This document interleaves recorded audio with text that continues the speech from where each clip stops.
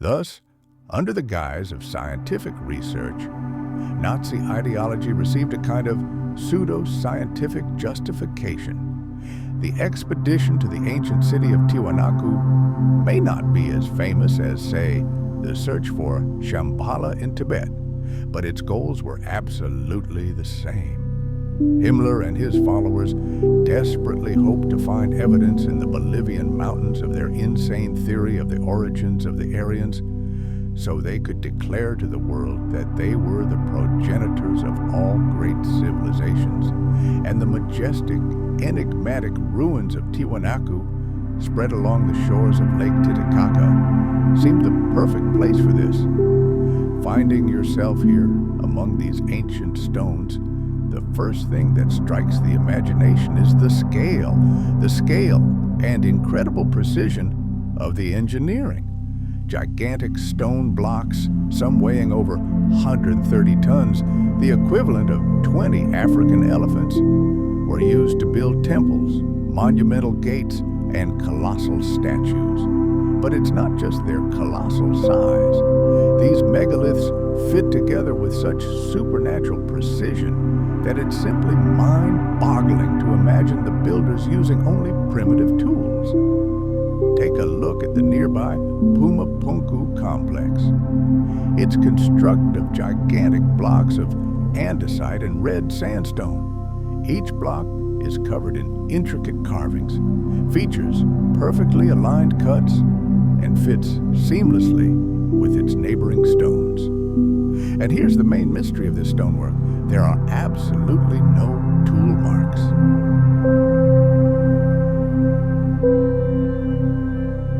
Surprisingly, similar stories of a global flood are found in the mythologies of a wide variety of cultures around the globe.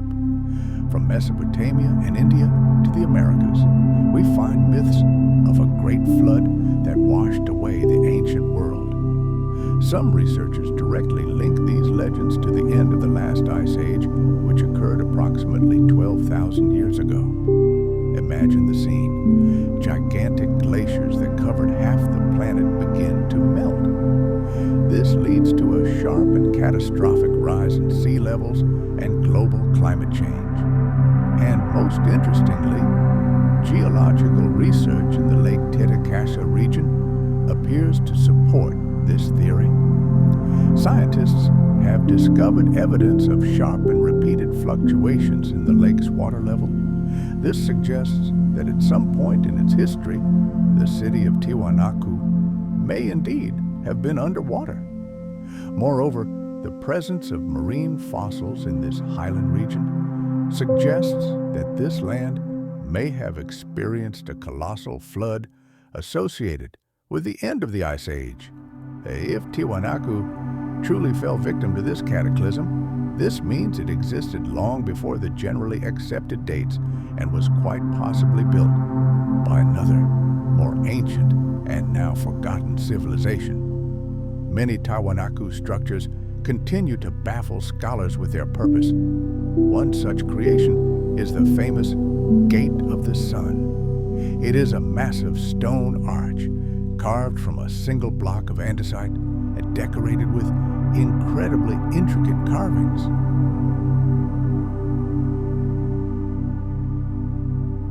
At the center of the gate is a figure of some deity, surrounded by 48 winged creatures. What do these images mean? We don't know. Most often, they are interpreted as images of the sun god or some central figure in the cosmology of the ancient people.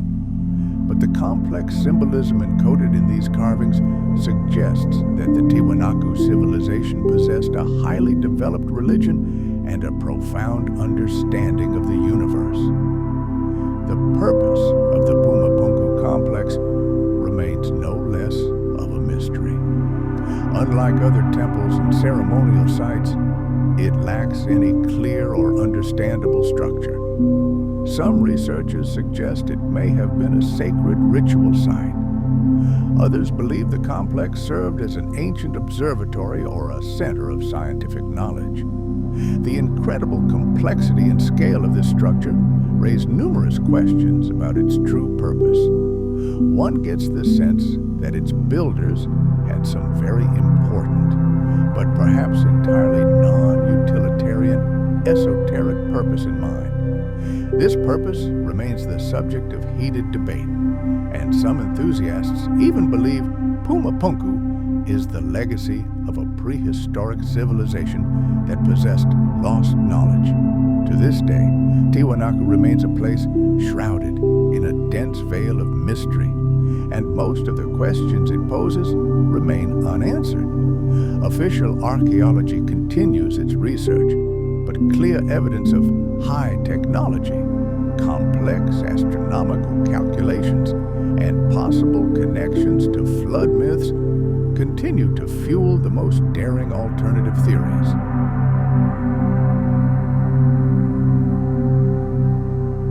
It was precisely these inexplicable mysteries and impressive achievements of ancient engineering that Nazi ideologists exploited in the early 20th century. People like Edmund Keyes sought to present Tiwanaku as direct evidence of the existence of an ancient Aryan super-civilization that once ruled the world. Edmund Keyes was not chosen to lead the expedition by chance. He had considerable experience in archaeology and was passionately interested in esoteric ideas. Even before his trip to Bolivia, he had published several books arguing that long before the advent of writing, a highly advanced civilization could have existed on Earth, paving the way for all subsequent cultures. Having visited Tiwanaku several years earlier, Keyes became literally obsessed with the place. He theorized that these ruins could be traces of that same vanished super-civilization, perhaps even the legendary Atlantis, which he naturally associated with Aryan origins. According to his theory, this ancient society could have migrated to South America thousands of years before the Incas, founding cities and passing on their knowledge to the local tribes. It must be said that Tiwanaku had attracted the attention of Europeans long before the Nazis, as early as 1549. It was then that a detachment of Spanish conquistadors accidentally stumbled upon these ruins high in the mountains. The majestic stone gates, massive granite statues, and gigantic earthen ramparts shocked them.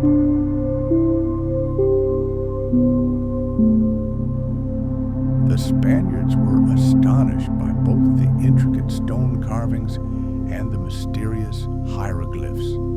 When they asked the local leaders what this place was and who built it, they only replied that the city dated back to time immemorial and that its builders had been destroyed by a great flood.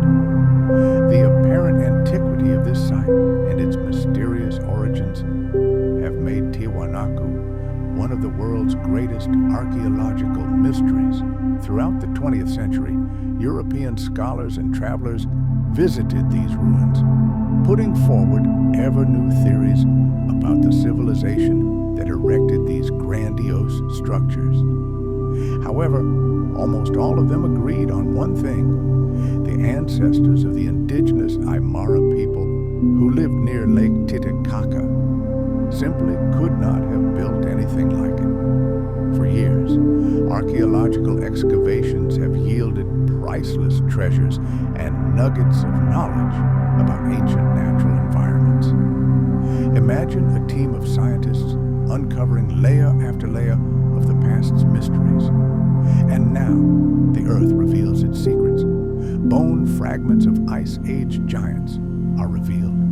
Here lay the remains of mighty mammoths, fearsome cave bears, thickly furred rhinoceroses, and swift reindeer, a veritable kaleidoscope of long-vanished animal life.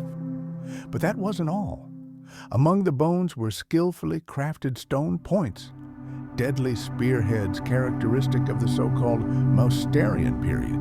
These were Neanderthal weapons.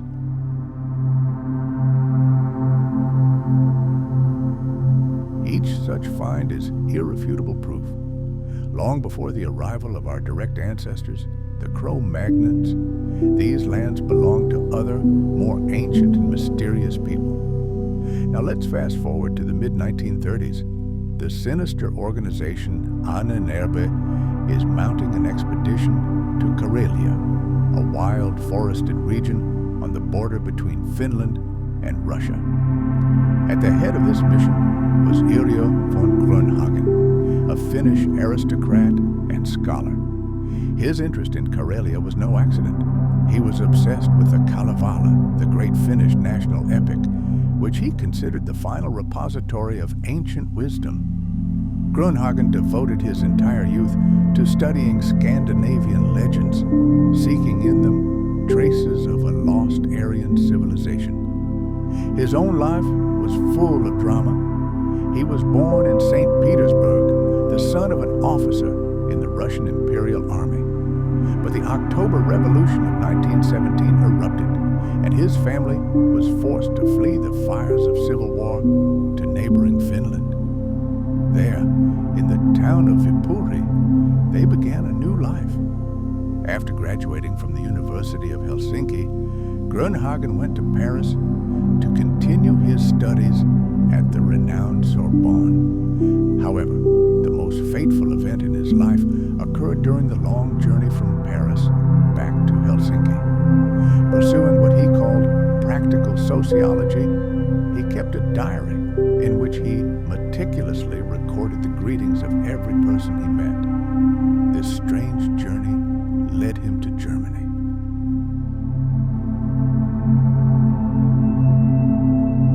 Heinrich Himmler was a man deeply obsessed with mythology. He saw it not as mere fairy tales, but as a tool for proving the superiority of the Aryan race. His interest in ancient legends was the impetus for organizing that very same Karelian expedition. The goal was clear: to document living pagan rituals and folklore that could support the idea of racial purity and the historical dominance of the Aryans. The region itself seemed the ideal location for such a search.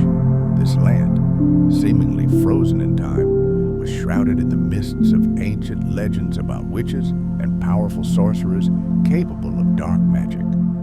The expedition, led by Grönhagen, set out in June 1936. It included Fritz Belse, a Nazi musicologist, and Olaf Arschell, a Finnish illustrator. One of the mission's first successes was meeting an old singer named Timo Lippika. His virtuoso performance on the kantele, an ancient stringed instrument, was sure to impress. But what struck Himmler deeply was the fact that Lippika knew a song remarkably similar to the melody from the Kalevala. Yet the old man swore he had never read the book.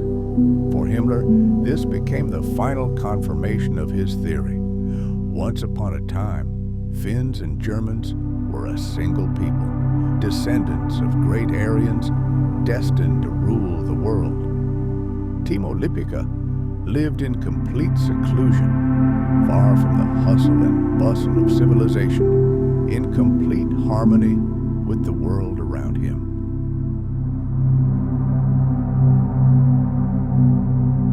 His home, lost in the dense forests of Karelia, resembled a veritable museum of ancient culture, filled with ancient artifacts and instruments that preserve the memory of the region's pagan heritage.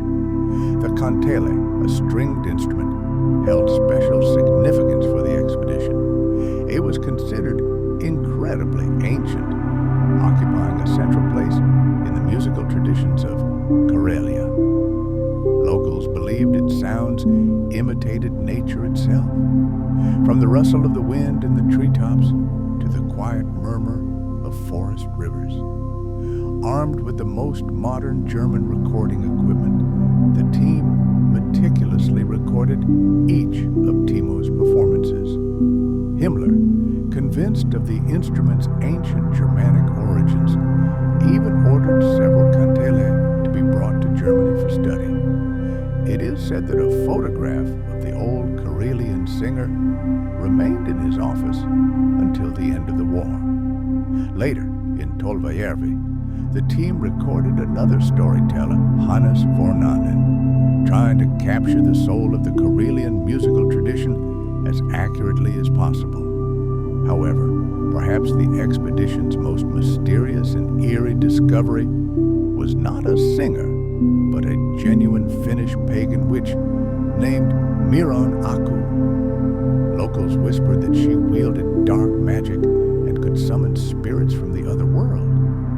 Miron Aku lived in a modest hut surrounded by wilderness, seemingly an extension of herself. When the group led by von Grunhagen arrived, they found her picking mushrooms.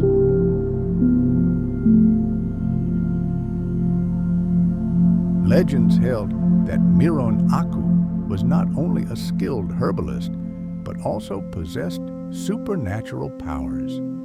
She acted as a link between the world of the living and the spirit world, helping villagers communicate with their ancestors. Grunhagen and his team were stunned and intrigued when Miron Aku greeted them with a terrifying revelation.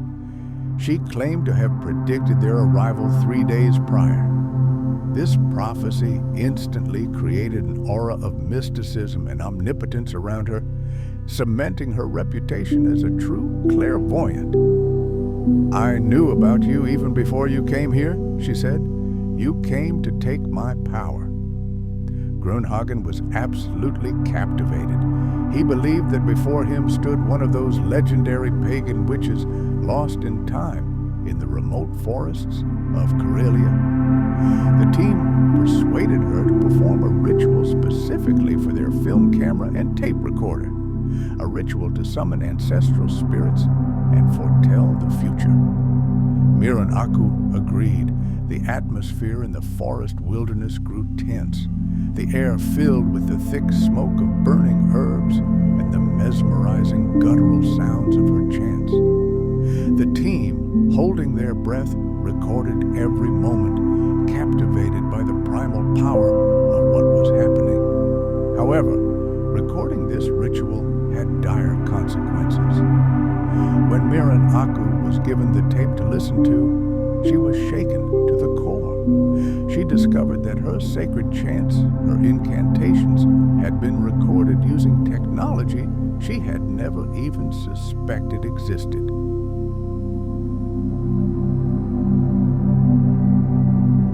Her prophecy had come true. These strangers had stolen her power. She perceived this as sacrilege, an act that could deprive her and her entire community of their spiritual power. By the end of the summer, Grunhagen's expedition had collected over 100 recordings, folk songs, tales, rituals.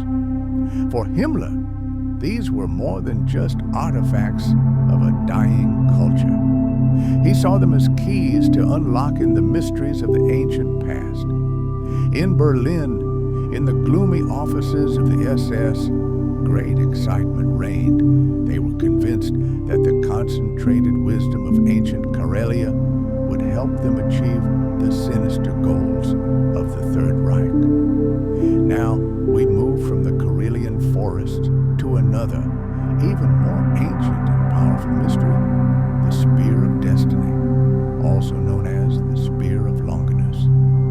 For centuries, this relic has captivated the imagination and stirred the minds of people. The Spear of Destiny is a mysterious and enigmatic artifact that has attracted the attention of powerful rulers and such shadowy figures as Adolf Hitler. Legends say the spear possesses incredible magical powers, and the Nazis attempted to use it as a weapon. The history of the Holy Lance is shrouded in mysticism. The 4 Gospels of the New Testament tell us about the life and crucifixion of Jesus Christ. However, only the Gospel of John mentions the Roman soldier who pierced the side of the crucified Jesus with a spear.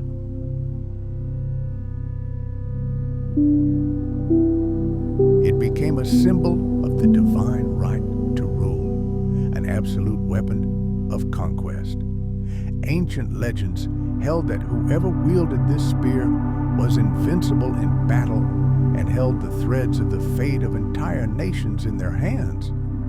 But the legend also had a dark side. Should the wielder disrespect the spear or lose it, death would inevitably await them. This belief, this mystical aura surrounding the spear, exerted a colossal influence on the greatest figures in world history. Fast forward to 800 AD. Before us stands Charlemagne, a powerful ruler crowned emperor of the Holy Roman Empire. His ascension was preceded by a series of stunning military victories, and rumor claimed that he clutched this very spear in his hand in every battle. For a quarter of a century, 25 long years, Charlemagne remained undefeated. With the Spear of Destiny, he crushed his enemies, expanding the borders of his colossal empire, and it seemed his power would never end. But the legend exacted its toll. In January 814, while crossing a stream, the aging emperor made a fatal mistake. He accidentally dropped the sacred spear into the water. Just a few days later, he died suddenly and mysteriously. For many, this became an ominous confirmation of the curse. Careless handling of the relic led to the death of the greatest monarch. Throughout the dark Middle Ages, the spear passed from hand to hand among Europe's most powerful monarchs. Blood was shed, and entire kingdoms were sacrificed for its right to wield it.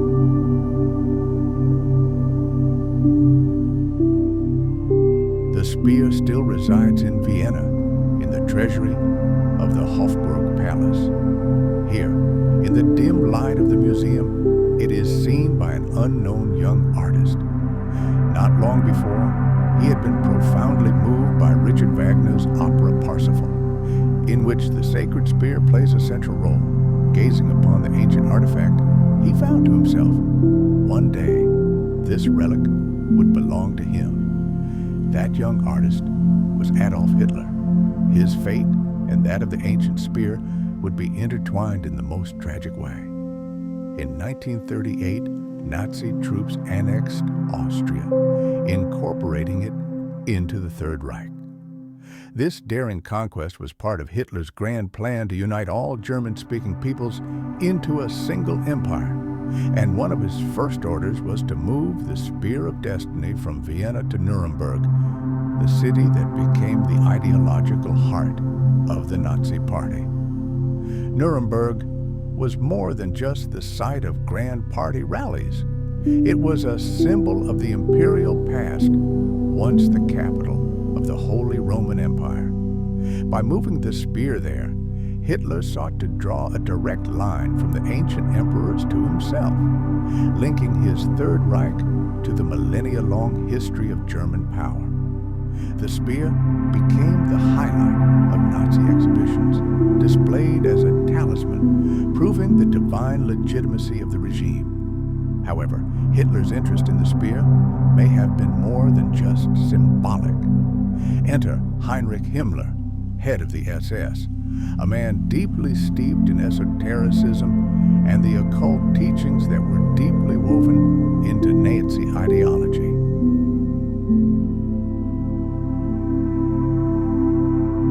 With the loss of the spear, the supposed divine protection that had protected Hitler's regime also vanished. The swift capitulation of Germany and the complete collapse of the Third Reich only added to the drama of this story. But this was just a legend. As with many great myths, the reality turned out to be far more prosaic and interesting. When American troops captured Nuremberg and opened the bunker, they were in for a surprise. The spear was gone. Heinrich Himmler, obsessed with the occult, ordered the relic to be hidden in a more secure location at the last moment. He believed to the last that with the spear, he could revive the Nazi regime and reverse its crushing defeat. Only months later, when the Nazi spirit was finally broken, was the secret revealed. Those who hid the spear revealed its location. It was buried deep within the walls of that very bunker, 24 meters underground. In January 1946, the spear was removed from its concrete sarcophagus and ceremoniously returned to Vienna, to the Hofburg Palace, where it remains to this day. However, the main question remains unanswered.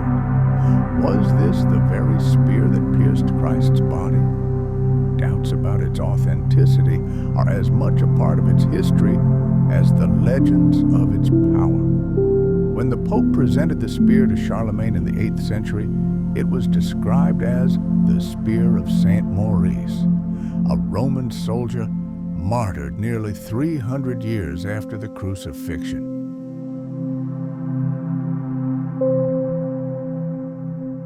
Nevertheless, Charlemagne and his successors stubbornly considered it the spear of destiny. In 2003, they decided to test this legend scientifically. English metallurgist Robert Feder conducted a meticulous examination of the artifact. He removed the gold band that held the spear together and analyzed it. The results were astonishing. The blade had been forged in the 7th century AD, roughly around the time it came into Charlemagne's possession, but certainly not during the time of Christ. Further research conducted in Vienna confirmed this date. The weapon, which for centuries had been considered a participant in the greatest drama in human history, turned out to be a medieval relic. The legend of the Spear of Destiny remains shrouded in mystery. Several replicas exist across Europe, each claiming authenticity. They can be found in Istanbul, Paris, Armenia, and even beneath St. Peter's Basilica in Rome. The Vatican relic, allegedly found in Jerusalem, is considered one of the most likely candidates, but the earliest references to it date back to the 6th century, far too late. Even the name Longinus may derive from the Greek word lonche, which simply means spear. The result is a tautology, the spear of a spearman. These doubts are heightened when one looks at the weaponry of the Roman army during the time of Christ. A centurion would likely have used a pilum, a type of javelin, rather than the knightly lance that became the hero of medieval legend.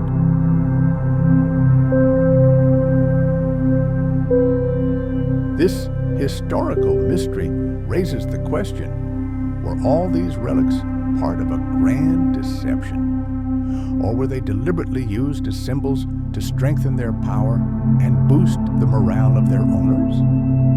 A striking example is the spear found in Antioch during the First Crusade. This mysterious weapon, discovered under highly questionable circumstances, rallied the besieged and exhausted crusaders, inspiring them to a miraculous victory that allowed them to continue their conquests. But the story of the search for sacred artifacts doesn't end there. Sometimes new chapters are written in the most unexpected places. Let's fast forward to 2011, to the Kabardino-Balkarian Republic in southern Russia. Here, amid the harsh and wild landscapes of the North Caucasus, among the inaccessible mountains, a startling discovery was made. Russian speleologist Artur Zhemukov, exploring the caves at the summit of Mount Karakora, stumbled upon something incredible. Imagine a stunning discovery that could fundamentally change our understanding of ancient history. We're transported to the mountains, where an incredible mine has been discovered that challenges everything we knew about the capabilities of ancient civilizations. It was a deep, vertical fissure, seemingly piercing the very thickness of the earth. But it wasn't natural. Its walls were composed of perfectly smooth stone slabs, aligned perfectly parallel, creating the illusion of a perfect, impossible geometry.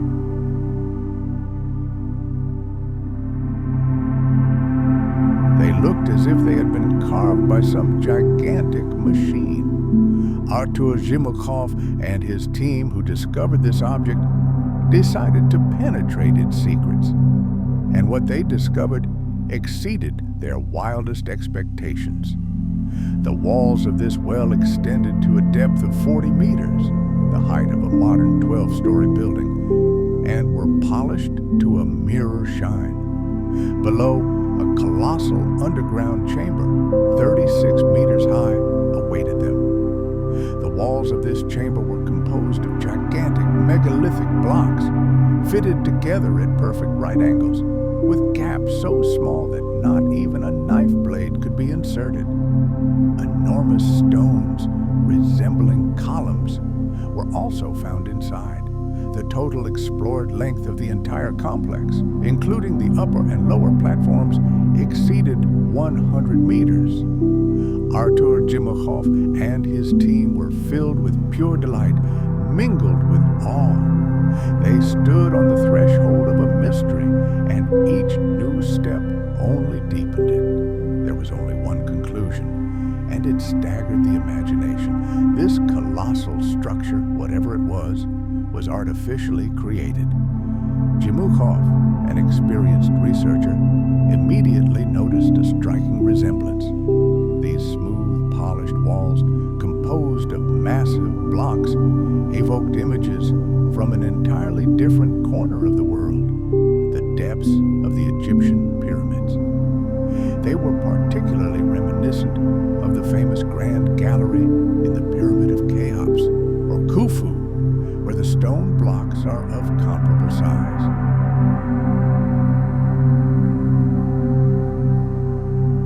As in other enigmatic structures of ancient Egypt, this gallery apparently served more than just a corridor, but served complex technological functions, being part of a much larger and more incomprehensible complex. Reaching the bottom of this well of time required hours of arduous descent for the team. It was a true test, requiring the highest levels of mountaineering skill and incredible endurance. There is a persistent theory that the mountain's depths conceal other, as yet undiscovered chambers and tunnels, extending even deeper underground. However, the search for them remains to be seen. Due to the monumental size and complexity of the site, only a small portion has been explored. The climbers managed to advance 100 meters, but their path was blocked by narrow passages that were physically impossible for a human to squeeze through. The team was unanimous in their conclusion. This structure, however fantastical it may appear, was created by intelligent beings. It has no analogs in any known cave system in the world. Nowhere else can one find such perfectly polished flat walls, such rectangular blocks with flawlessly smooth edges and such perfect fit. Moreover, the rock lacks the natural oblique cracks characteristic of volcanic tuff. And then questions arise that make your blood run cold. How were the ancient builders able to lower and fit together with pinpoint precision gigantic blocks weighing nearly 200 tons each?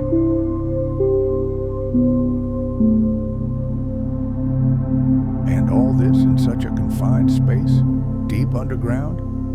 What incredible technology was used to create this miracle? Vadim Chernobrov, head of the organization Cosmopoisk, who has dedicated his life to studying anomalous phenomena, took on the task of unraveling this mystery. He organized new expeditions and, together with Artur Zhimukov, personally descended into the abyss of the shaft. All of this was filmed for a documentary, which later became a hit on Russian television. Chernobrov compiled a detailed map of the explored areas, meticulously measuring all the dimensions and estimating the true scale of the object. This cave is unlike any other on the planet. To give viewers an idea of its scale, One channel even created a 3D model of the shaft, comparing it to the dimensions of a Soviet space rocket. The spectacle was stunning. This object resembles far more the work of engineers than a freak of nature. No one still knows how deep this shaft goes or what incredible secrets it holds in the heart of the Earth. And if it is indeed man-made, then what was its true purpose? There are many theories about this. Vadim Chernobrov, who continued to explore the mysterious cave, came to a shocking conclusion. This man-made structure was never intended for human use. He pointed out the very same narrow passages, which even a child couldn't fit through, and the numerous microscopic openings barely large enough to fit a hand through.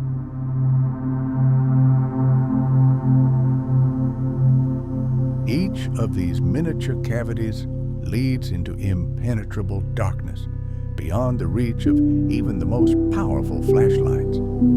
This led him to the conclusion that the entire complex had a purely technological purpose. He emphasized that similar mysterious cavities inside the Egyptian pyramids, which he personally examined, were also not designed for human transport. They served a technological function. In Egypt, there are entire systems of complex shafts extending deep underground, leading to chambers of unknown purpose. No one knows what they were used for, but they certainly weren't for people. There are no ladders, steps, or any means of descent. There are no traces of soot from torches on the walls, indicating that perpetual darkness reigned within.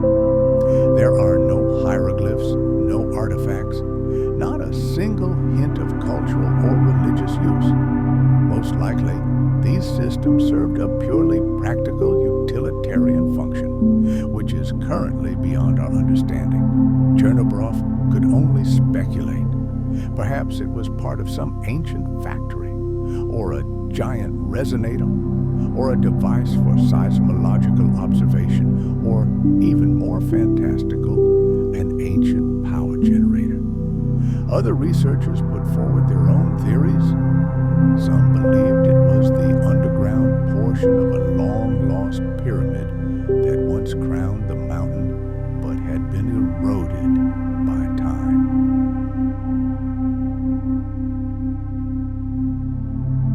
Climbers who had visited the shaft believed it might have served as a gigantic ventilation system. They sensed a constant flow of air moving from the bottom up.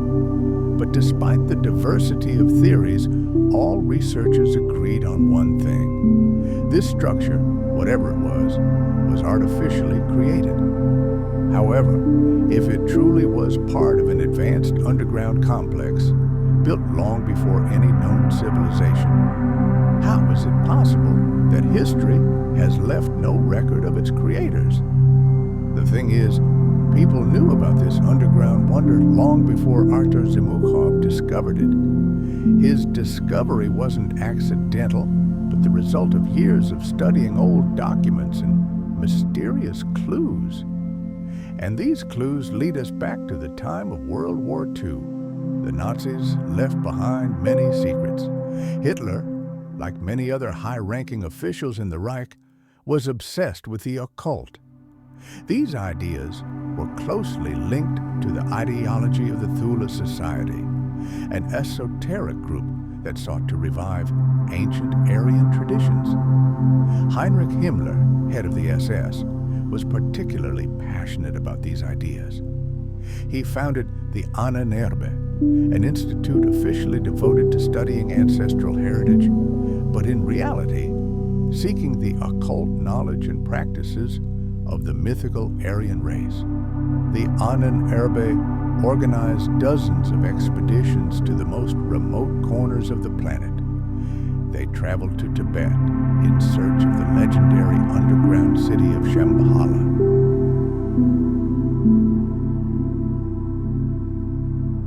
Perhaps this symbol was left by Ahnenerbe researchers as a marker indicating they were on the right path to their goal.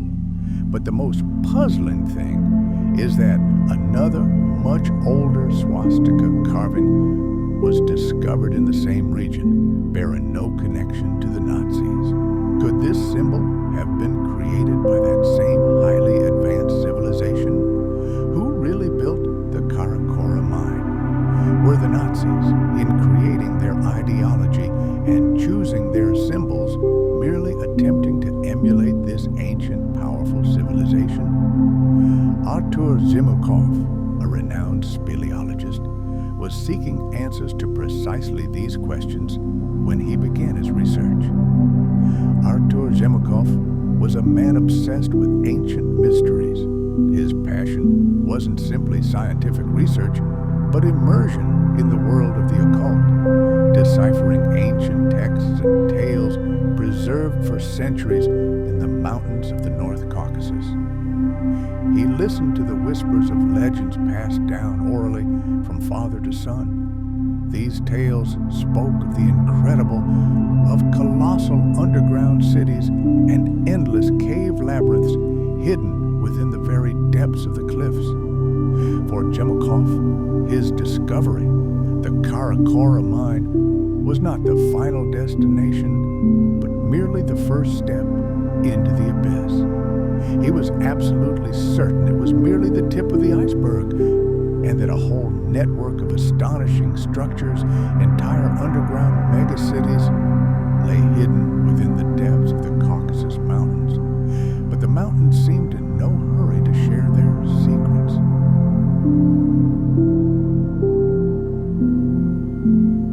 He became one of those rare daredevils who dared to follow in the footsteps of their fallen predecessors and penetrated the very heart of the mysterious mountain. Let's take a look at these photographs. What Splashnov captured defies everything we know about the capabilities of the ancients. We see walls polished to a mirror shine, as if cut by a giant laser beam. Colossal megalithic blocks, weighing tens, even hundreds of tons, are fitted together with mathematical, inhuman precision. But the most astonishing thing awaits us not in the depths, but at the very entrance to the mine. Here, Splashnov discovered a scattering of astonishing artifacts. Here, an ominous swastika symbol, apparently left here by members of a German expedition who, at one time, also hunted for the ancient secrets of the Caucasus. And look closely at this stone. Its surface is covered with marks that cannot be attributed to the forces of nature. These are clear signs of mechanical processing, traces of technology. In the next frame, Splashnov captured a stone formation almost completely buried under a layer of earth and vegetation. What is this? Could it be a fragment of a long-forgotten cyclopean structure? The stone has perfectly smooth cuts and surfaces that were undoubtedly created artificially. One gets the distinct impression that the entire area around Karakora is not just a mountain, but a gigantic construction site, abandoned millennia ago.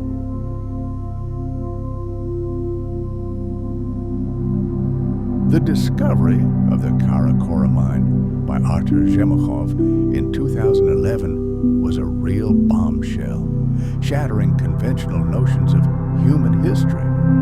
It sparked enormous interest in technologies thought irretrievably lost in the mists of time.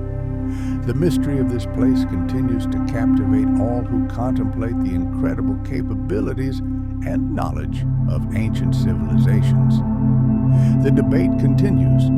For some, this mine is irrefutable proof of the existence of a highly developed culture in prehistoric times. For other skeptics, it's merely a bizarre and massive freak of nature. Tragically, many of those most actively involved in exploring this unique site have tragically passed away, and in recent years, there has been virtually no new news about it. The true origin and purpose source of the Karakora mine remains one of the greatest unsolved mysteries. But imagine for a moment, what if one day the mystery is finally revealed? What if humanity succeeds in proving that this grandiose structure is the work of a powerful, forgotten civilization? It will be more than just a scientific breakthrough. It will completely change our entire history.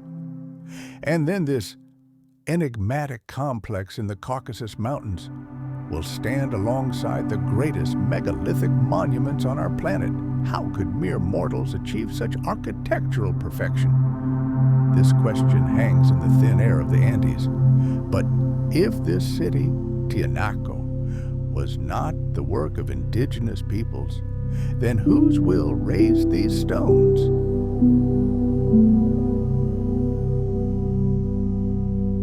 They convincingly demonstrated that the Tiahuanaco civilization arose around 300 BC and reached its peak between 600 and 800 AD. Today, most scholars agree that the builders of this grandiose city were the ancestors of the Aymara people, who had long inhabited the area around Lake Titicaca.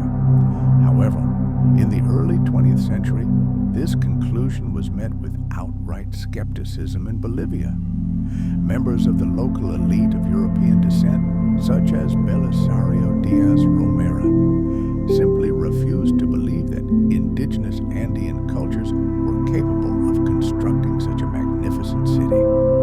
Diaz Romero, born in La Paz in 1870, came from a wealthy family and was a true polymath, a physician, historian, and a prominent member of Bolivia's intellectual elite.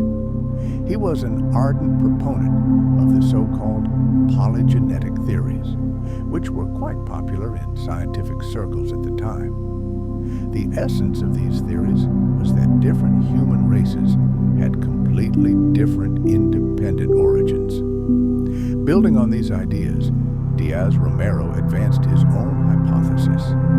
Tiahuanaco was created not by the ancestors of the Indians, but by a long-vanished race he dubbed Homo Atlanticus, Atlantic man. He believed that members of this superior race had once migrated from the legendary Atlantis. He claimed that it was these tall white people who settled the Bolivian highlands and erected the monumental structures of Tiahuanaco. And what about the indigenous peoples, the Aymara and Quechua?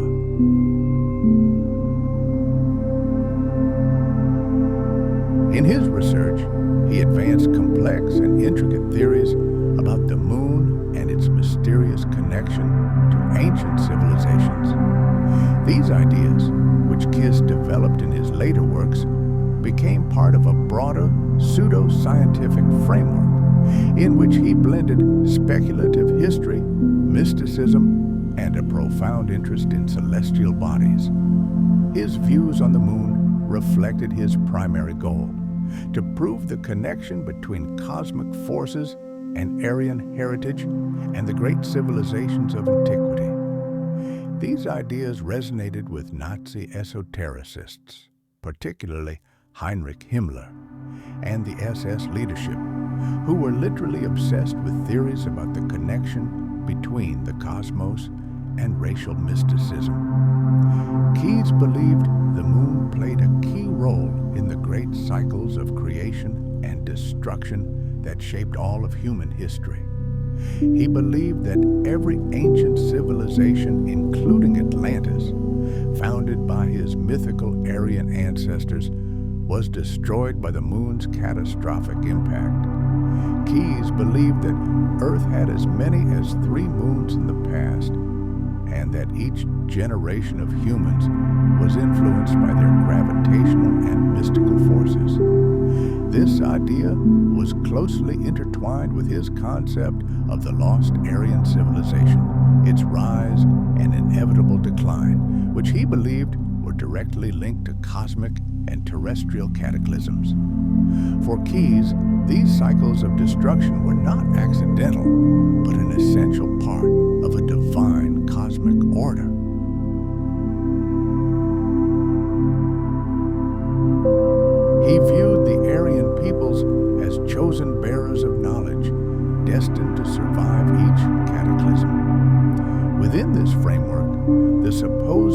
destruction of Atlantis was linked to the disintegration of an earlier moon. According to Keyes, this led to monstrous floods, earthquakes, and drastic climate changes that wiped the great Atlantean civilization from the face of the earth. He believed that fragments of this ancient knowledge were preserved in other cultures descended from the Aryans, who then, like a phoenix from the ashes, rebuilt civilization. This idea was inextricably linked to his belief in racial superiority, presenting the Aryans as a resilient and chosen people who preserved ancient wisdom through countless catastrophes. Edmund Keyes' theories about the moon were based on the work of another man, the Austrian engineer Hans Herbiger, who in the early 20th century proposed the so-called world ice theory. According to this outlandish theory, ice played a key role in the formation of the universe, and all celestial bodies, including planets and moons, interacted with it in one way or another.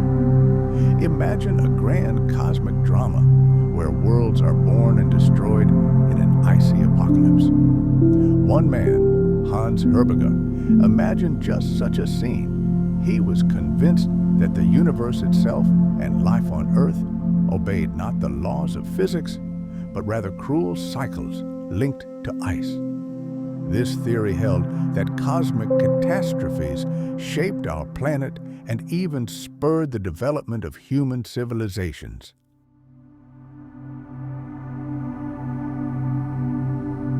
Of course, from a rigorous scientific perspective, this concept didn't stand up to scrutiny. It lacked absolutely no empirical evidence, and the scientific community rightly dismissed it as pseudoscience. However, where reason is silent, ideology often speaks. Herbiger's ideas found a warm response in the darkest circles, among members of Heinrich Himmler's mystical organization known as the unanswered. For German nationalists and occultists, this theory became the ideal alternative to accepted cosmology, which they contemptuously called Jewish science. With Himmler's blessing, and under the auspices of the SS, unanswered researchers, including the dedicated Edmund Kiss, set out on large-scale expeditions. Their route took them across Europe, even to the distant lands of Asia. Their goal was one, to find proof of the world ice theory at any cost. What were they searching for in these God-forsaken lands? Their mission sounded like something out of a science fiction novel, a search for fragments of the ice moon. In 1936, one of the Third Reich's most mysterious projects began. Its participants believed that somewhere on Earth lay the physical remains of an ancient satellite that once orbited our planet. Finding these fragments would be irrefutable confirmation of Herbiger's grandiose theory. An expeditionary group consisting of SS officers, scientists, and researchers devoted to the ideas of the unanswered set out.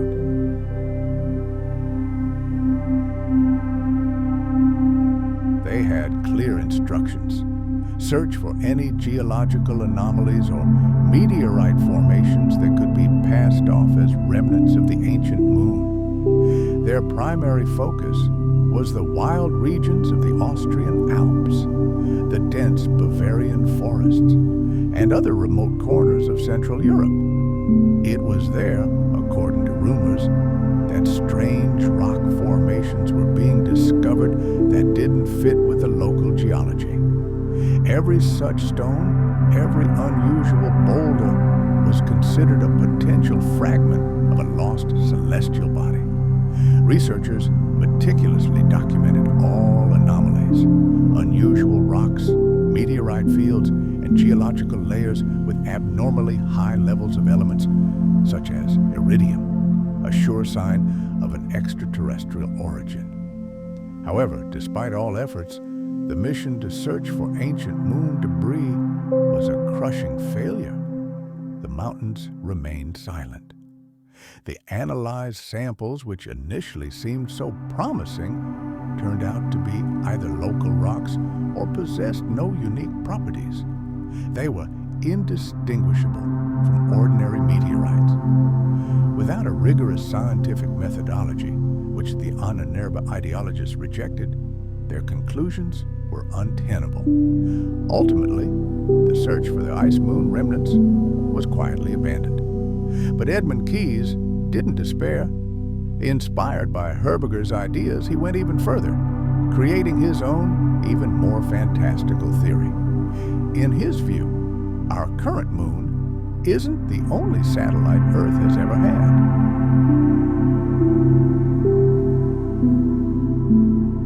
Old colonial records occasionally contained mentions of gigantic skeletons, and Keyes was immediately dispatched to Tanganyika in the hopes of finding remains that would make Nazi myths a reality.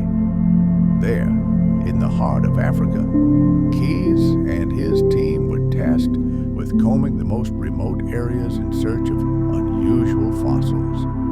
They were looking for bones that could belong to ancient giants. Their goal was to discover skeletons of impressive size that would serve as evidence of the existence of an ancient Aryan civilization on this land. Keyes eagerly listened to local rumors and the legends of the indigenous tribes. He immediately interpreted stories of towering ancestors and semi-mythical creatures through the prism of his racial beliefs. For him, any mention of giants was proof of the ancient dominance of the Aryans. In his diaries, he thrilled to describe how local guides told him about places where enormous bones could be found. However, each such fine, promising triumph turned out to be nothing more than the bones of ancient animals or bizarre rock formations.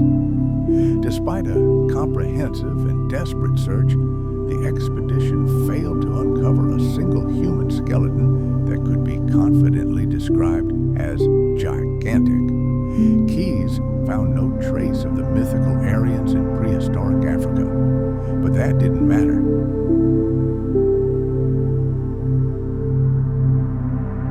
Upon his return, the Nazi propaganda machine trumpeted the expedition's incredible success, exaggerating its modest results and hinting that traces of giants were about to be discovered. In reality, however, absolutely nothing was found. In the 1930s, on the eve of World War II, Keyes joined a new adventure. His path led him into the lifeless sands of the Libyan desert, where he hoped to find Zerzura, the legendary lost city. For centuries, this mysterious oasis had captivated explorers. Zerzura was described as a paradise in the desert, filled with untold treasures and rumored to be inhabited by jinns, supernatural beings from Arab folklore. But more importantly, some sources mentioned that Zerzura's inhabitants were white people possessing secret knowledge. This detail sparked the imagination of Keyes and the unanswered ideologists. They became convinced that Zerzura could have been an ancient Aryan outpost, a repository of the wisdom of their great ancestors. Zerzura was first mentioned in the Middle Ages, thanks to Arab chronicles and nomadic legends. At the beginning of the 20th century, European explorers once again became obsessed with the idea of finding this ghost town. However, the Libyan desert, with its merciless climate and endless expanses, reliably guarded its secrets. This didn't stop the Nazis. Inspired by a heady mix of myth and racial ideology, they decided to fund their own search.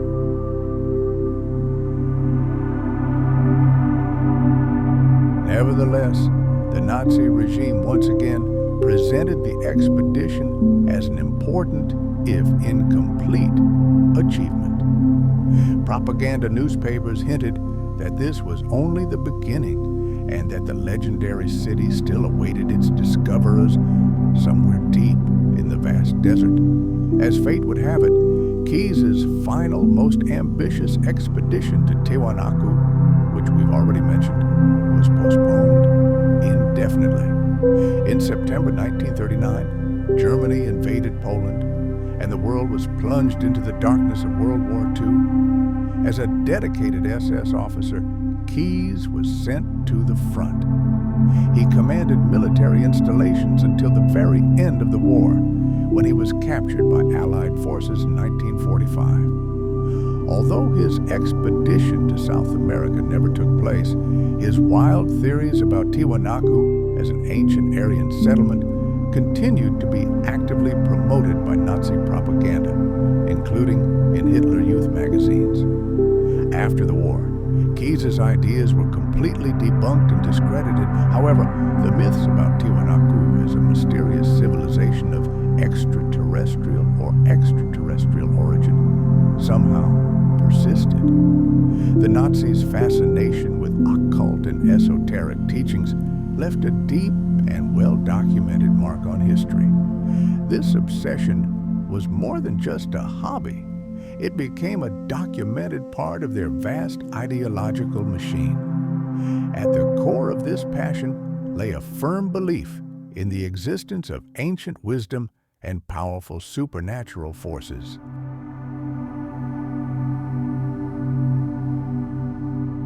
These forces, it was believed, could be harnessed and directed toward the goals of the Nazi elite, which boiled down to racial superiority and absolute world domination. The appeal of this secret, hidden knowledge was not simply the result of elite superstition. It had much deeper roots in the widespread popular movements of the era that extolled ancient Germanic myths and gravitated toward the occult. Fast forward to Munich, immediately after the end of World War I. In this seething cauldron of ideas and conspiracies, a mysterious organization emerged that would go down in history as the Thule Society. It was this society that would exert a colossal influence on the formation of the Nazi Party's ideology in its earliest stages. The name Thule itself was taken from legends of Ultima Thule, a mythical northern land mentioned in Greek and Roman literature. This land was considered the farthest point north, located far beyond the boundaries of the known world.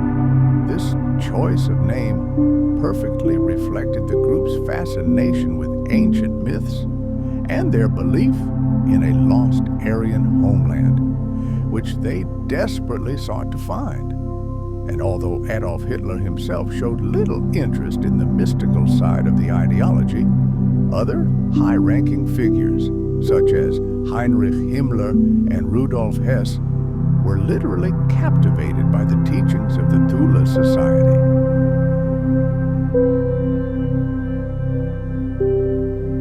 Himmler, in particular, would later embody these esoteric beliefs in the structure of the SS, including the creation of the unanswered, which, inspired by Thule's ideas, would itself become a source of mystical quests. The Thule Society, which emerged in the late 19th century, drew heavily on the writings of Helena Blavatsky. This Russian occultist and one of the founders of the Theosophical Society, founded in New York in 1875, became a seminal figure in the world of esotericism. Her influence on the development of Western mystical traditions is difficult to overstate. Blavatsky's ideas were complex, multifaceted, and at times even contradictory. They included concepts of human evolution, forgotten ancient civilizations, and, most astonishingly, the existence of an entire underground world known as Agartha. Blavatsky claimed to have traveled the world, visiting the most remote corners of the planet, including mysterious Tibet. There, she claimed, she received secret knowledge from enigmatic spiritual mentors, whom she called Mahatmas, or ascended masters.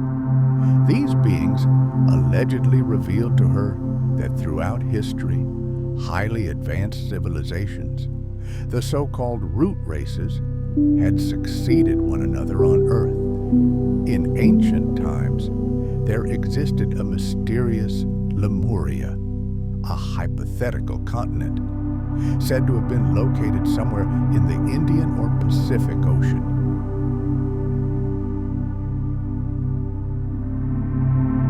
The Lemurians possessed secret knowledge and incredible abilities, some of which were passed on to their descendants, the Atlanteans. According to Blavatsky, after the catastrophe that destroyed Atlantis, some survivors managed to escape and continued to secretly influence the development of all subsequent civilizations. They found refuge in secret places around the world, including underground kingdoms hidden deep within the planet's crust.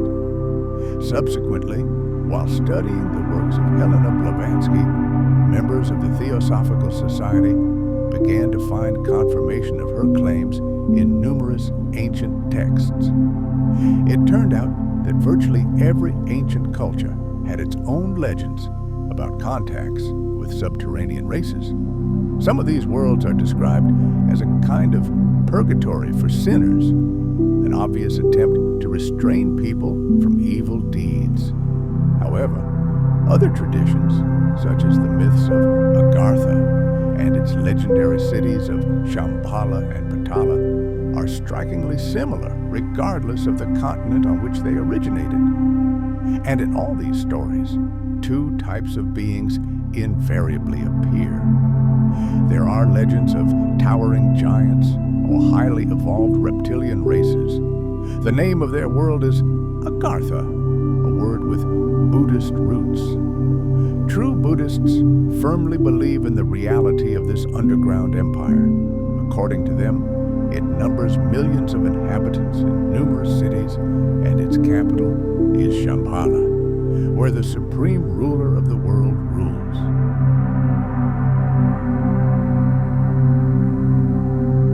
Believers believe that the Dalai Lama is connected to this underground world and transmits its messages to the lamas in Tibet. Followers of this faith are convinced that Agartha has existed for thousands of years, protecting humanity from catastrophes on the surface.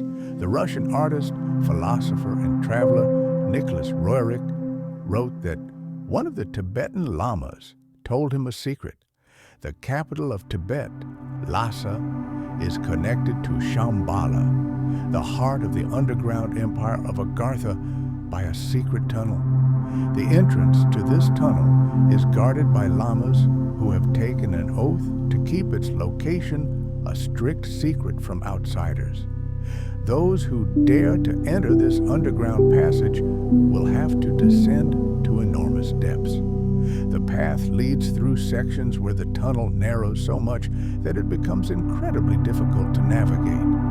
The ancient Indian epic Mahabharata, however, mentions Aryavarta, a majestic abode said to have been located on the peaks of the highest mountains. Legends say its rulers were the divine Nagas, creatures half human, half reptile. They were depicted wearing hoods studded with precious stones, which illuminated their underground kingdom. The Nagas were believed to possess incredibly advanced technology, but were known for their unpredictable and sometimes cruel nature. They were notorious for kidnapping and torturing people. However, they could also exert a positive influence on events occurring above ground.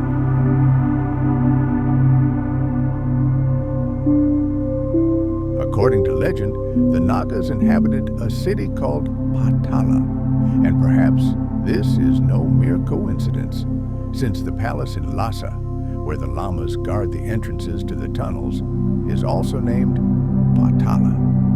Another great Indian epic, the Ramayana, tells the story of the great avatar Rama, a blue-skinned messenger from Agartha who arrived on Earth in an airship. These flying machines were called vimanas, which can be translated as chariots of the gods. They were capable of transporting their passengers over vast distances.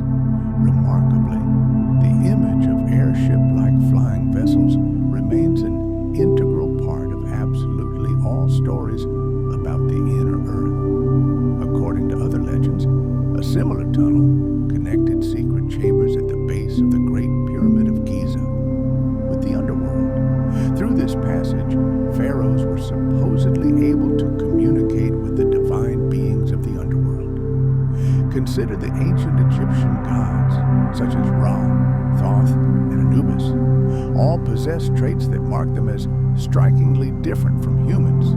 Unusual height, strange skin color, and eyes often described as bird-like. Another mystery of our history concerns Greenland.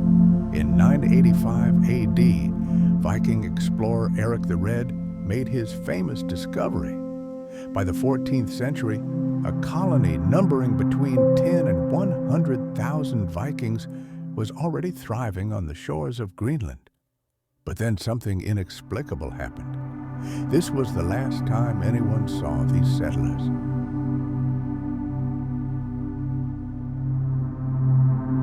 All their villages were abandoned, and their disappearance became one of the greatest unsolved mysteries in recent human history. However, if you speak to the indigenous people of Greenland, the Inuit, they will tell you their version of events.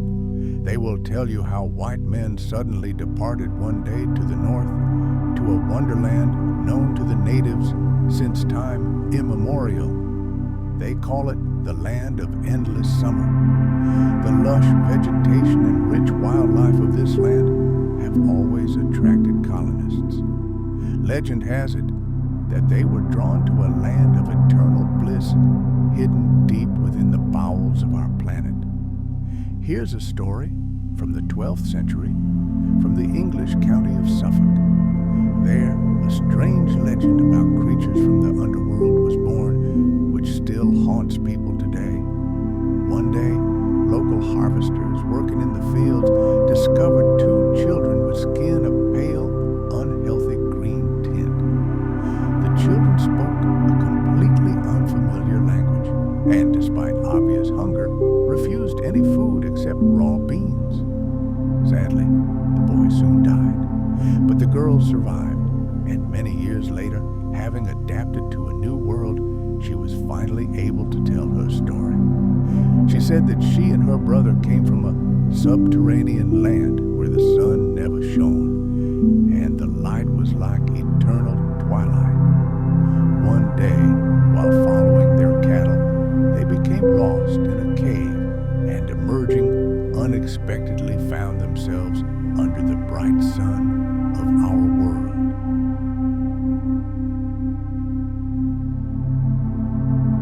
In a book published in 1908 under the title The Smoky God, the writer George Emerson tells a striking story.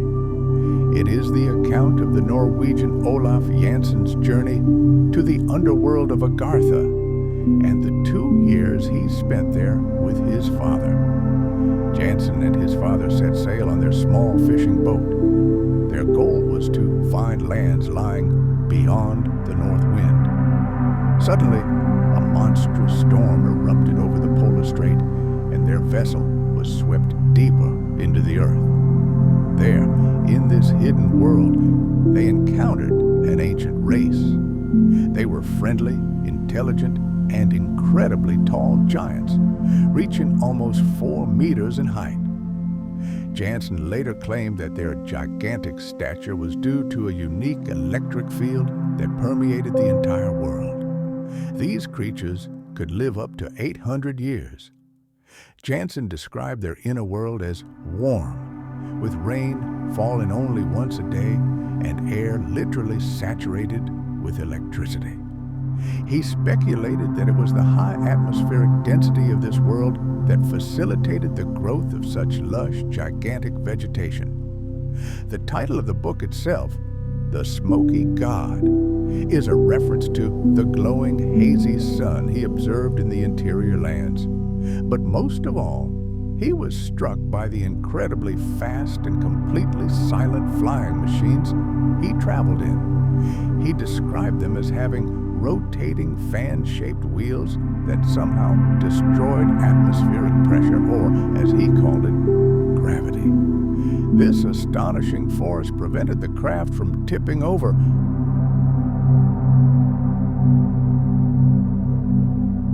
Let's travel to a completely different part of the world, to the very heart of the impenetrable Amazon jungle.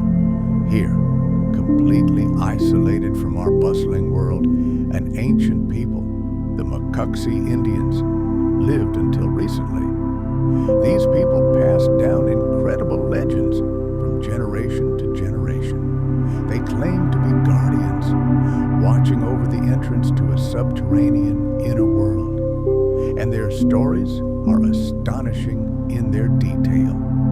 According to them, the way there is a grueling 15-day journey through deep caves. Only after this time does the traveler see shining spheres and luminous discs before them, illuminating the way forward.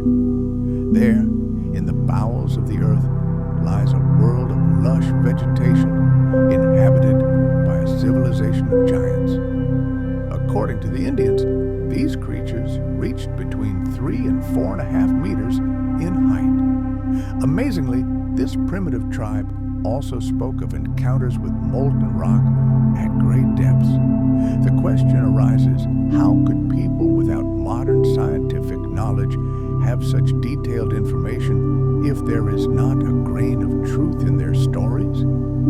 These legends didn't go unnoticed. In Europe, they caught the attention of Nazi Germany and members of the secret Thule Society. The theory of a hollow inner earth captured their imagination. And so, in 1938, Heinrich Himmler, one of the most sinister figures in the Reich, initiated a highly unusual expedition. His goal was to search for mystical artifacts and lost ancient wisdom.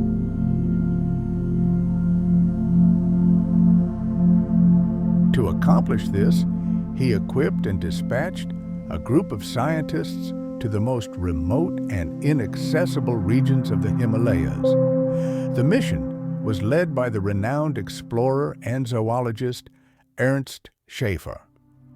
The choice of the Himalayas as a target was far from random. This location was strongly recommended by Hermann Wirth, a researcher of ancient religions and a highly enigmatic and controversial figure in the scientific world. Wirth was obsessed with the idea that similar symbols found in completely different, unrelated cultures were not mere coincidence. He saw this as evidence of their common origin. Wirth developed an entire hypothesis according to which all these symbols were the legacy of an ancient, incredibly advanced civilization that once flourished on the lost continent of Atlantis. This continent, he believed, was located in the Atlantic Ocean, somewhere between Portugal and Britain. According to Wirth's theory, a monstrous catastrophe engulfed Atlantis, and only a handful of survivors managed to escape. These survivors, devastated by grief, vowed to protect the remnants of their knowledge from the treacherous sea that had taken their homeland. Seeking refuge, true to their oath, the Atlantean refugees scattered to the most remote corners of the planet, such as the high plateau of Tibet.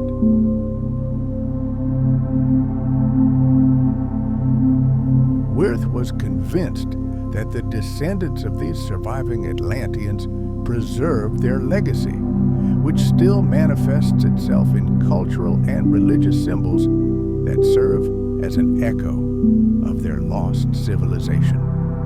Thus, the Nazi expedition to Tibet became a bizarre amalgam of mythology, pseudoscience, and cold ideological ambition. Himmler and his followers sincerely believed that if they could find and return the ancient relics and knowledge of this vanished civilization, they would ensure the ultimate triumph of their ideology. The Thule Society, for its part, enthusiastically supported the expedition, seeing in it a chance to discover the secret entrance to the mythical land of Agartha. The journey to the Himalayas was an incredibly difficult challenge, requiring colossal logistical efforts. Schaefer's team had to overcome unimaginable obstacles, from sheer icy slopes to deadly mountain passes. They used the most advanced technology of the time to penetrate this harsh terrain. Their route took them through lost villages and ancient monasteries, where they conducted ethnographic research, searching among the local population for descendants of the original Aryan race. Nazi ideology held that the purity of Aryan descent had been lost over time.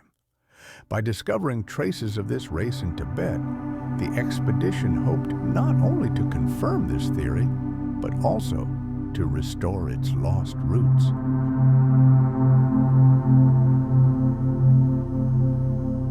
They believed that in the most authentic, untouched corners of the world, such as Tibet, this ancient culture had been preserved in its pristine form. Schaefer and his team conducted extensive anthropometric studies. They meticulously measured the skulls and facial features of local inhabitants, desperately trying to find physical similarities with the supposed Aryan characteristics. Beyond these anthropological searches, the expedition also pursued another goal: to collect cultural artifacts that bore resemblance to Aryan symbols from European mythology. They photographed ancient religious texts, icons, and rituals, and recorded local customs and languages, attempting to compare them with ancient Norse and Germanic traditions. Their every action was meticulously documented. All these materials were intended for use in the Reich's propaganda machines to reinforce the myth of the Aryan race's ubiquitous historical dominance and its secret esoteric knowledge. But here, in the most remote regions of the Himalayas, Schaefer and his team encountered an unexpected obstacle: the quiet but unyielding resistance of the locals. During their mission, they encountered monks and shamans who confirmed ancient legends about the sacred land of Shambhala. However, they added that access was only open to those with pure hearts and good intentions. The expedition members reported numerous signs and symbols found in the monasteries, which they believed could be keys to entering Shambhala.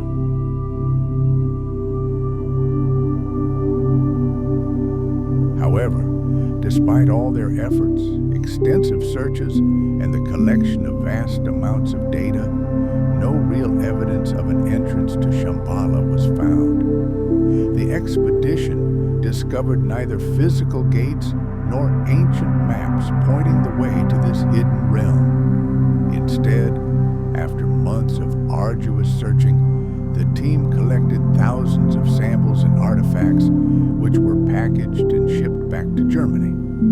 These exhibits were to become the crown jewel of the unanswered Museum, conceived as a monument to the heritage of the Aryan race. Among the finds collected were sacred tankas, prayer wheels, and ancient texts that the Nazis believed contained the encrypted wisdom of their ancestors. At the same time, on the other side of the world, another, no less ambitious operation was unfolding.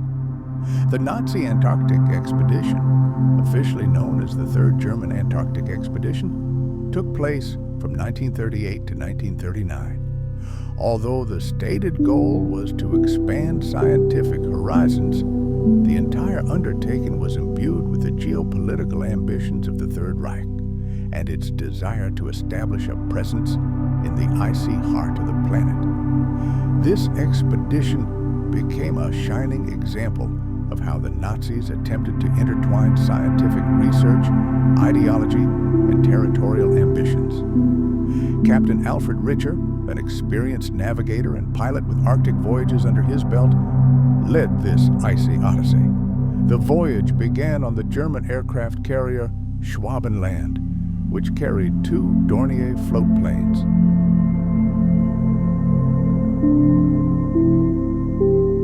These flying boats were key to the mission's success, enabling aerial reconnaissance and photographing of over 600,000 square kilometers of Antarctic territory, a vast swathe of the icy continent that was later claimed by Germany. On paper, the expedition's immediate goal was to find a suitable site for a German whaling station. Whaling was an incredibly profitable business at the time, and whale oil was used to produce margarine and glycerin, both vital to the German economy.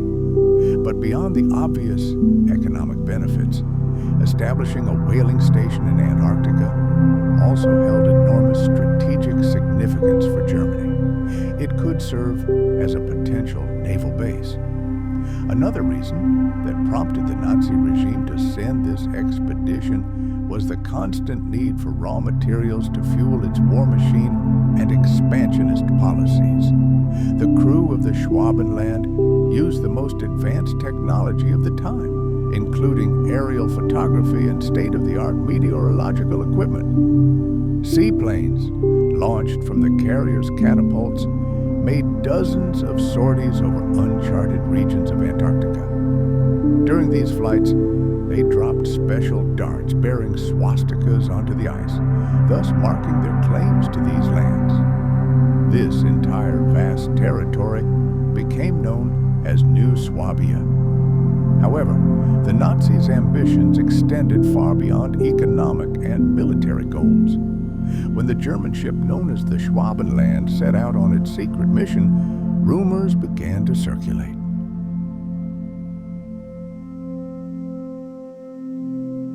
Its 33-man crew was said to include not only scientists and military personnel, but also construction crews and key members of the Thule Society, a society literally obsessed with belief in mystical powers and secret knowledge. And here we come to another, perhaps the most incredible chapter of this story. It's impossible to fully imagine the exploration of the idea of an inner Earth without the account left by the pioneering American aviator, Admiral Richard Byrd Jr. This fearless man led numerous expeditions to both poles and meticulously kept diaries of his travels. But the most astonishing part of his legacy was his personal journal, which was published by his son only after his father's death. In this document, Richard Byrd describes the stunning events of his 1947 expedition to the North Pole. He shares his impressions of the mysterious geographical anomalies he encountered, but most importantly, he recounts his encounter with unknown flying machines. According to him, these machines silently took control of his plane and delivered him to their leader, the head of a civilization living inside the Earth. Before dismissing this story as fiction, it's important to understand the man who wrote it. Richard Byrd was an elite member of the American Armed Forces, one of the highest-ranking officers in military history. Among his many awards was the Medal of Honor, the highest decoration the United States bestows for exceptional valor.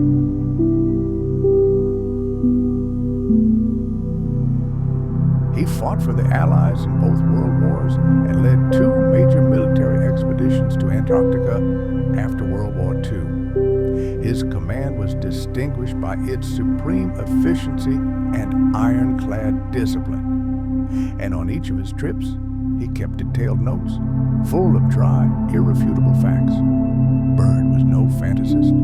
Imagine this man, Admiral Byrd, He was no dreamer or fairy tale maker. The very idea that a figure of his stature, an officer of his rank and status, could indulge in idle fiction is simply unfathomable. One need only delve into archival footage or carefully study his works, and we are presented with the image of a man for whom honesty was his life's credo. He was fully aware of the colossal responsibility that rested on his shoulders. Responsibility for the lives of those who followed him and for the fate of the nation to which he swore allegiance. Fast forward to 1954, Admiral Byrd, returning from his polar odysseys, gives a live interview. There's no doubt in his voice. His words flow straight from the heart. And it's these words, these astonishing, almost fantastical statements that shroud his figure in a thick veil of mystery and provoke a wave of bewilderment. He utters a phrase that still excites explorers. "I'd like to see the land beyond the pole." But which point on the map is he referring to? The eastern, western, or someplace entirely different?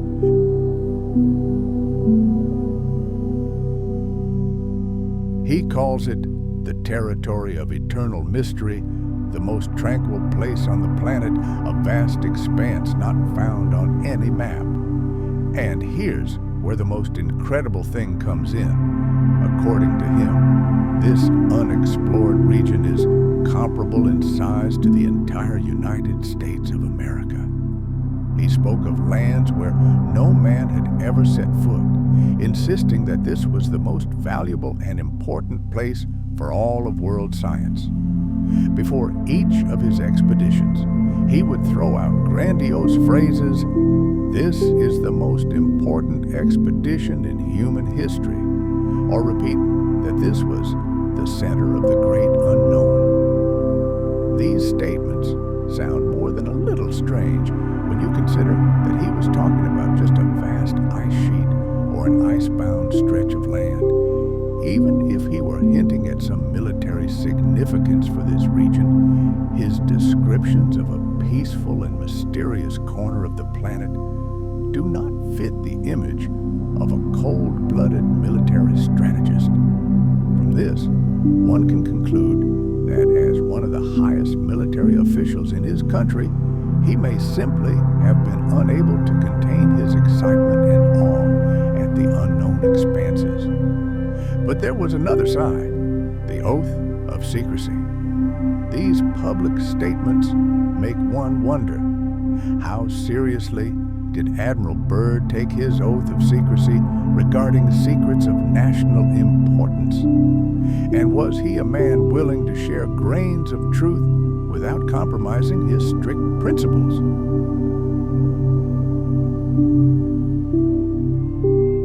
In February 1947, this man, who had done more to explore the North Pole than anyone else, once again uttered his enigmatic words.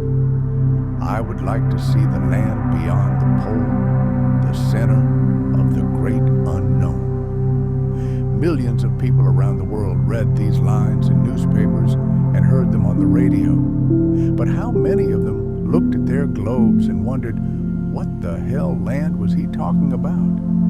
If we open a map and measure the distances to all the known continents and islands, we'll find that none of them comes closer than 200 miles to the pole. Byrd himself called this land unknown and claimed to have flown 1,700 miles over it without ever seeing its edge.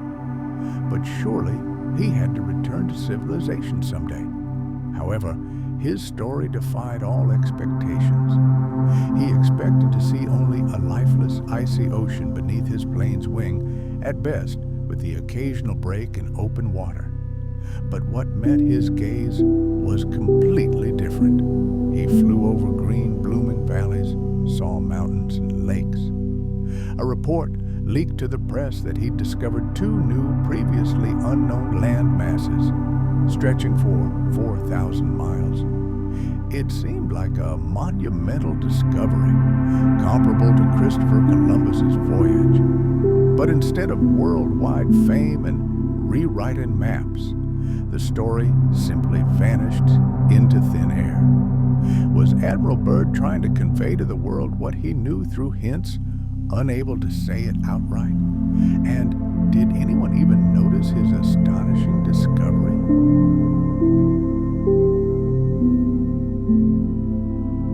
And another strange detail. In 1947, after the abrupt end of his military expedition, Admiral Byrd disappeared for a while. In a conversation with a Chilean newspaper reporter, he remarked that he didn't want to frighten anyone needlessly. However, he expressed serious concern. In the event of another war, the continental United States could be attacked by flying objects capable of traveling from one pole to the other at incredible speeds. This is where Admiral Byrd's posthumous diary comes into play.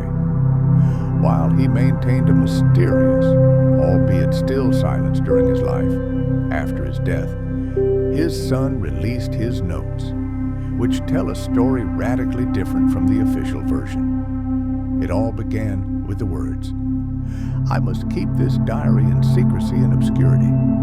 It is about my Arctic flight on February 19, 1947.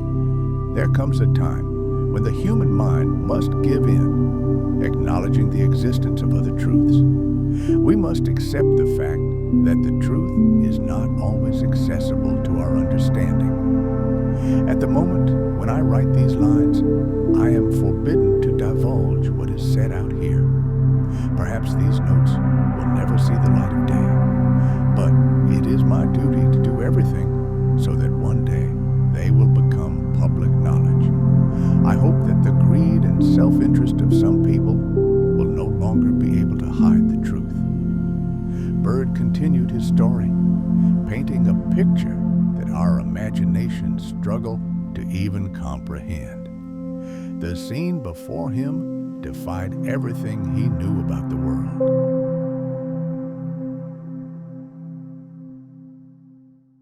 He had flown only a mile when suddenly the icy desert beneath the plane's wing gave way to dense, lush green forests, rivers, and lakes cutting through mountain ranges.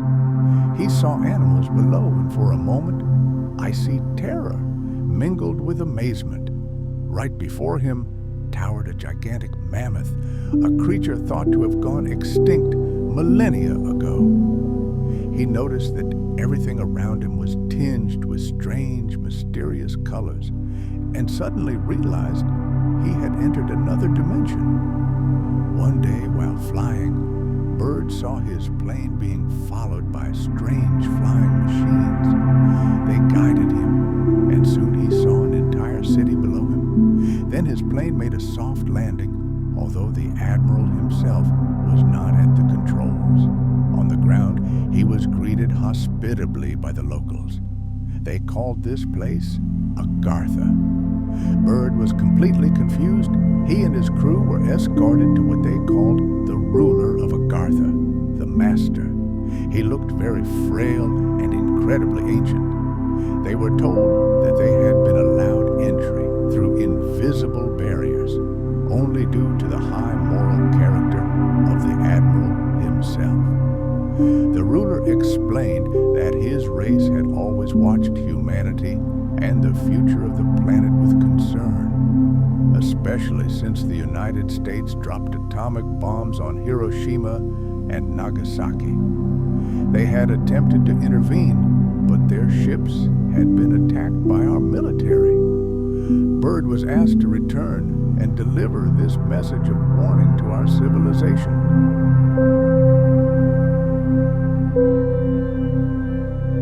But when the darkness recedes, the bright light of a new era will illuminate the planet, and all those giants born in the darkness of the passing era will fall beneath its radiance. For this old leader had seen something incredible.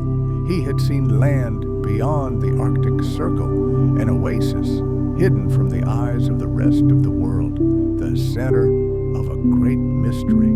It is truly an astonishing story.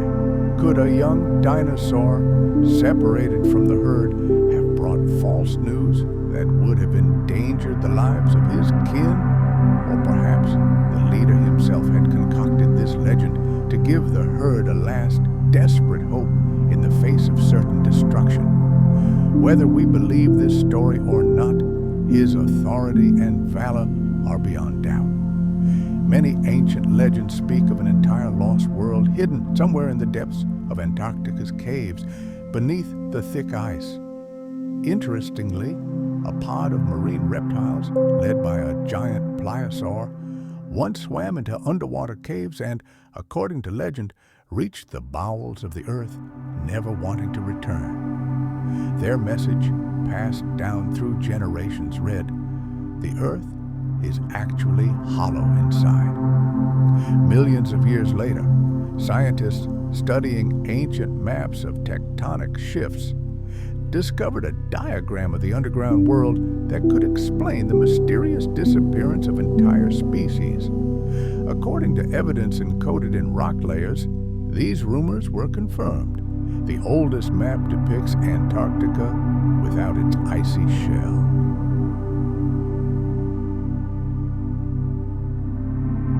These rocks have been shrouded in mystery since time immemorial. Renowned for their majesty, they cast long shadows across the ancient landscape, silently testifying to their colossal significance for the local fauna. Some paleontologists claim they were used by dinosaurs as an ancient observatory to observe the changing seasons, while others believe they were sacred nesting grounds for ancient herbivorous tribes. It was a place of power, imbued with primordial energy, existing long before the advent of humans.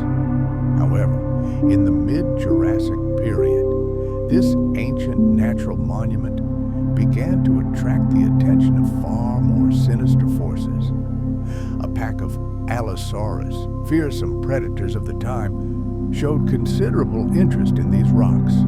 They viewed them as a megalithic legacy of their predatory race, preserved from ancient times.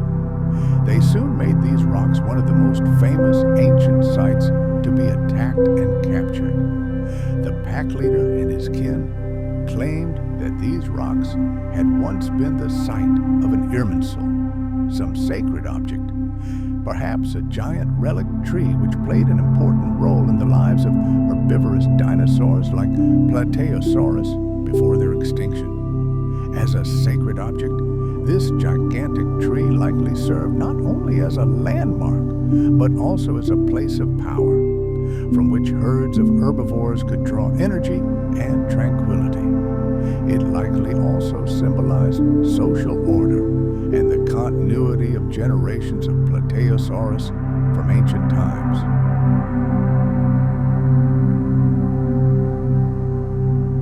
For these herbivorous giants, the tree became a unifying symbol ever since their distant ancestor achieved a glorious victory, uniting several herds and defeating an attack by 3 packs of predators.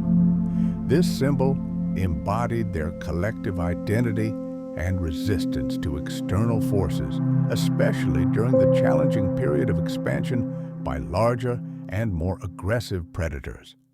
However, towards the end of the Jurassic period, approximately 150 million years ago, a colossal natural disaster, possibly a volcanic eruption or meteorite impact, destroyed this gigantic tree. It was a strategic blow from nature, aimed at undermining the spiritual and cultural foundation of the Plateosaurus' resistance. Thus, fate made it easier for predators to conquer these territories. At that time, Plateosaurus were known for their strength, independence, and resistance to predatory attacks. These traits made them the primary target for the new masters of these lands. The cliffs located at the boundary of ancient seas and land have long attracted attention for their mysterious history. This place, surrounded by primeval myths, has long served as a sacred site for the prehistoric peoples who inhabited these lands. Archaeological research has confirmed that these cliffs were indeed sacred objects for ancient animals. Various marks and scratches on the stones indicate that this place held great significance for millions of years.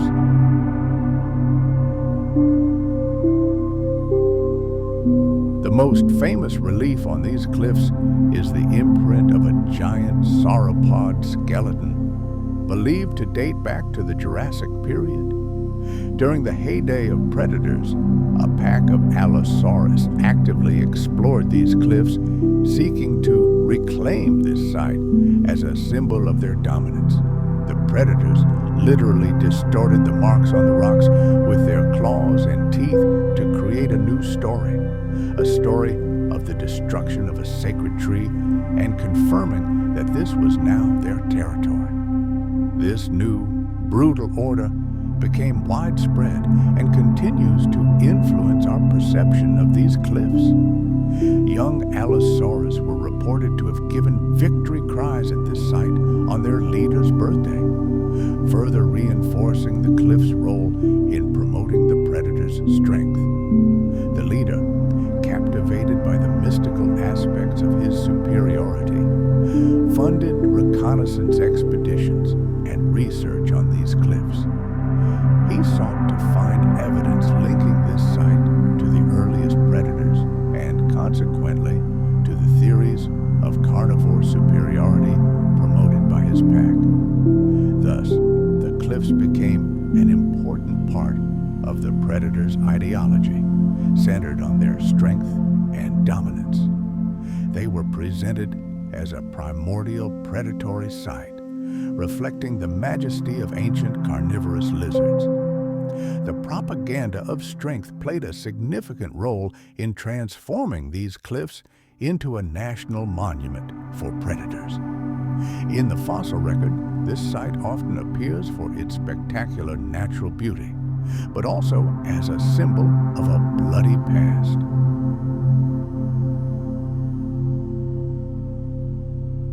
Over millennia, wind and water have carved into their formations sculptural reliefs, staircases and caves, traversable via natural steps and bridges. From a scientific perspective, these installations are often regarded as relics of the Mesozoic era. The largest and most famous of the natural figures carved into these rocks is a high relief, apparently depicting a hunting scene. This theme is common in the prehistoric world and depicts a pack of predators attacking a giant herbivorous lizard, possibly in the presence of its relatives who are powerless to help. Let's travel back in time to the cold stones that hold memories of the past. Before us appear images crafted with incredible precision. The figures' faces seem lifelike, conveying a whole range of emotions, from awe to reverence. The masters who created these reliefs in the 10th century AD imbued the stone with their very soul. But Christian motifs are only part of the Externstein's mystery. Take a look. Among familiar themes, we see other, far more mysterious carved signs and symbols. Their meaning is obscure, but that doesn't make them any less captivating. What are these strange niches? What were these deep holes and tiny figurines used for?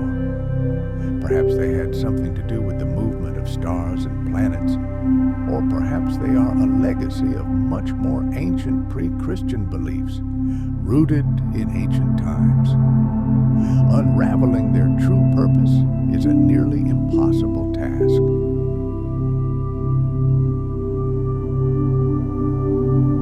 They could have been symbols of forgotten pagan deities or personifications of the elements worshipped by local tribes long before the new faith arrived in these lands. There's another, even more compelling theory. Some of these carved symbols align perfectly with the movements of celestial bodies on the solstices and equinoxes.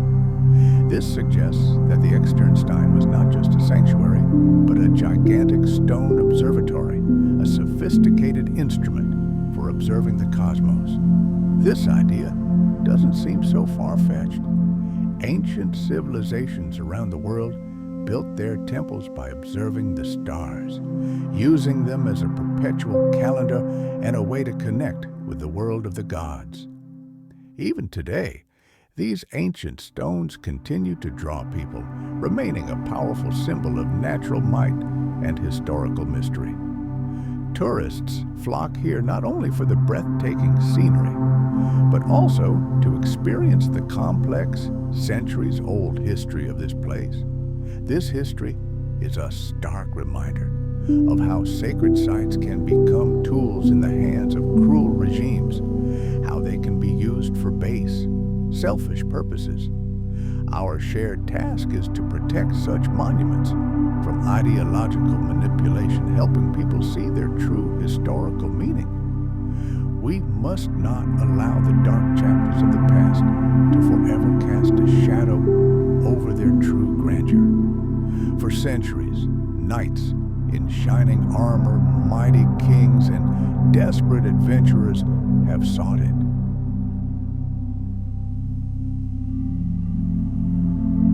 The Holy Grail is the legendary cup from which Jesus himself is said to have drank during the Last Supper. This artifact, according to legend, possessed unimaginable properties. Legends tell of its ability to heal any wound, and some even claim it could bring the dead back to life. But among all these seekers, there was one group whose participation in this race seems utterly unthinkable and sinister: the Nazis.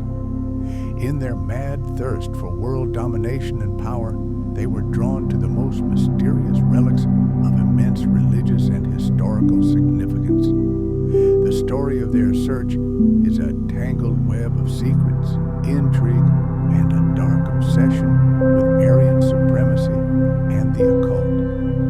Heinrich Himmler, a man consumed by mystical ideas, was absolutely certain that the great spiritual destiny of the German nation was inextricably linked to the possession of ancient relics.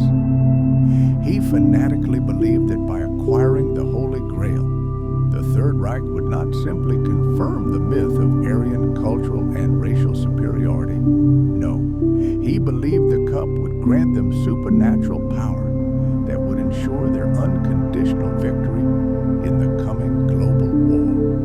Enter Otto Rahn, a figure shrouded in the mists of historical romance and sinister notoriety. He was a German medievalist, a specialist in the Middle Ages, whose fate became tragically intertwined with the legend of the Grail and the monstrous ideology of Nazism. He was born in 1904 in the German town of Michelstadt.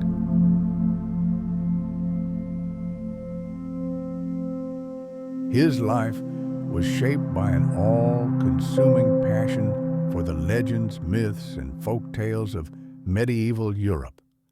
And this passion ultimately led him into the ranks of one of the most sinister organizations in human history, the SS.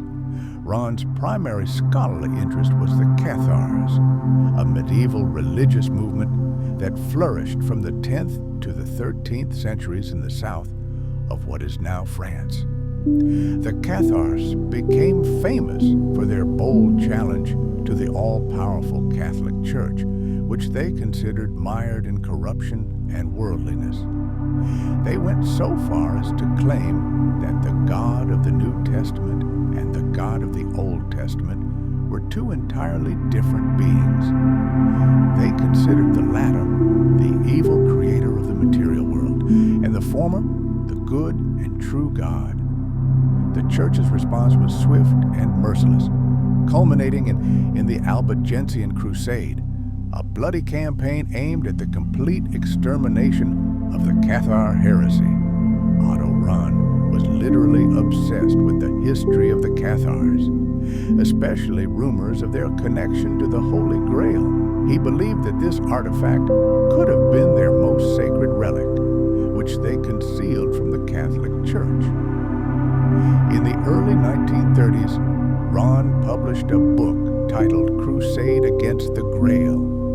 In it, he explored various theories and boldly proposed that the Cathars were the last guardians of the sacred chalice.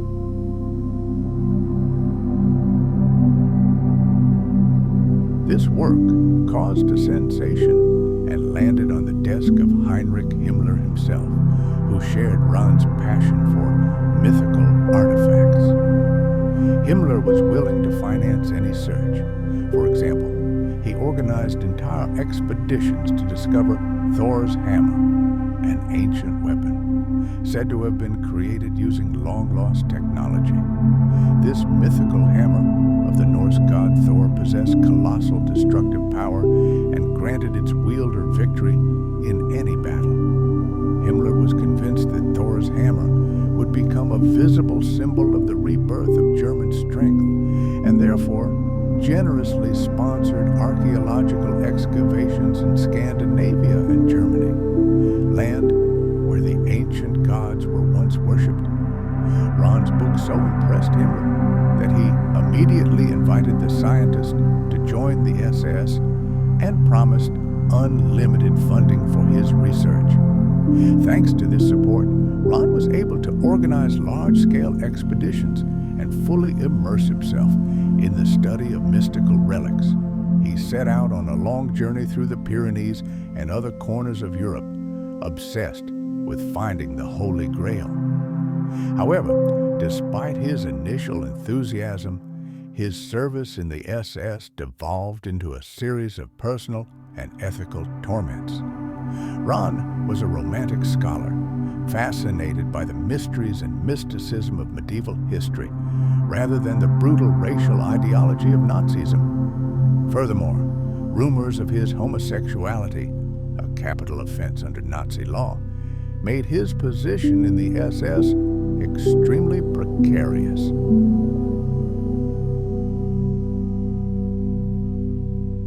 Nevertheless, Ron decided to lead an expedition to find the Grail. It was a desperate move, driven by a mixture of personal ambition, ideological pressure, and an insatiable desire to prove his theories about the Cathars and their great secret. In 1936, Otto Ron set out on his greatest journey. His route took him through the ancient Cathar fortresses of southern France, a land of austere castles, secret caves, and lost ruins. Moving deeper into the Languedoc region, he searched step by step for traces left by heretics centuries ago. The expedition employed both traditional scientific methods and far more dubious occult practices. Rand, a man of romantic leanings, constantly clashed with the more pragmatic and sometimes sinister members of his team. Where he sought echoes of ancient wisdom and spiritual insight, his SS companions saw only a tool for gaining unlimited power. The contrast between Ron's idealistic aspirations and the cold calculations of his employers was enormous, highlighting the gulf between their goals. This journey brought Ron both astonishing discoveries and bitter disappointments. The deeper his expedition delved into the wild gorges of the Pyrenees, the more elusive and unattainable the cherished goal, the Holy Grail, seemed. The main stronghold of the Cathars was the fortress of Montségur, an impregnable perch atop a mountain in southwestern France. In the 1230s, it became the scene of the dramatic finale of Cathar history.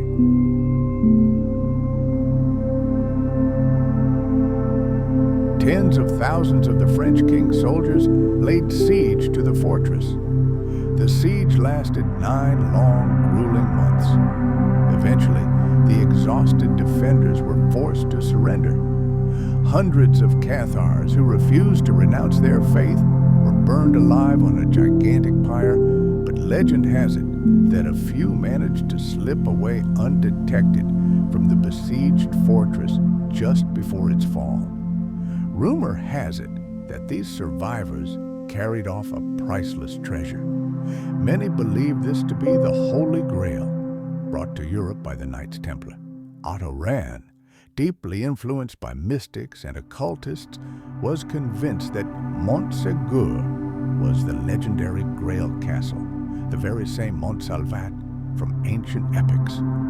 Montsalvat is the name of a castle in a medieval German poem written by Wolfram von Eschenbach around 1210. This work is considered one of the first references to the Grail in European culture. The poem tells the story of the Knight of the Round Table, Parzival, and his long quest for the cup, filled with spiritual and moral trials. The association of Montségur with Montsalvat likely stems from the mystical aura surrounding the mountain and its history. For centuries, Montségur has been a site of immense religious significance, renowned for its monastery and the legend of the Black Madonna statue. This place possesses truly captivating beauty. Its sheer cliffs and bizarre rock formations create an otherworldly landscape easily imaginable as the home of the mythical Grail castle.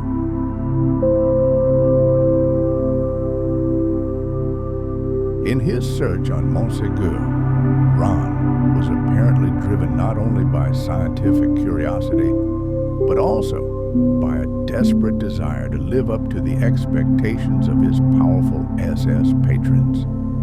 The mountain's spiritual history as a pilgrimage site and its appearance as an impregnable citadel perfectly suited Rahn's own romantic and mystical notions.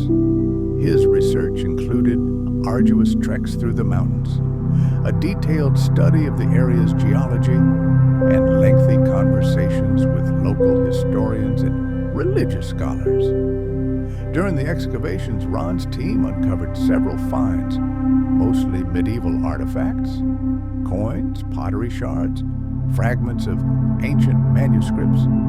But despite the historical value of these objects, none were even remotely connected to the Grail. The lack of any significant results was a crushing blow to Rahn. He had so hoped to find irrefutable evidence linking Montségur to the legends of Parzival. The end of the expedition was no triumph. It was a quiet, almost shameful retreat. In his report to the SS leadership, Rahn was extremely reserved. He presented the expedition as an important cultural mission, but said almost nothing about its main goal, the Grail. Imagine a researcher who had accomplished a colossal amount of work, immersing himself in the study of ancient religious rituals and unique artifacts from an entire region.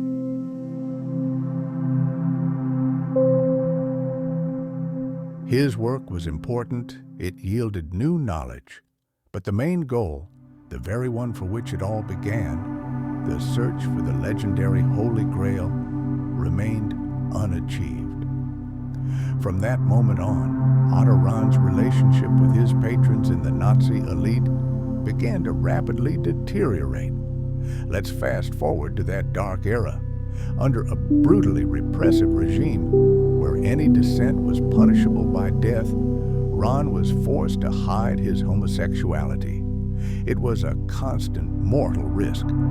Add to this the inability to live up to the grandiose, almost mystical expectations the Third Reich leadership placed on him. This double pressure ultimately broke him. First came his resignation, and then his tragic death. The failed expedition to Montségur, compounded by profound personal and ideological conflicts, plunged Rahn into an abyss of despair. His personal crisis culminated in his mysterious death. In 1939, his lifeless body was found among the snow-capped peaks of the Austrian Alps near Kufstein. The circumstances of his death immediately sparked a flurry of rumors and speculation. The official version was that he had become lost and frozen to death due to hypothermia. However, many are inclined to believe it was suicide, the final act of a man crushed by profound disappointment in his professional and personal life. but other, far more sinister theories also exist.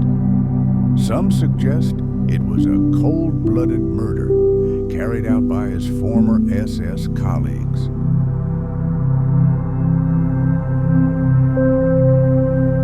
However, despite the scientific rigor with which Schmidt approached his work, his connection to the unanswered meant one thing.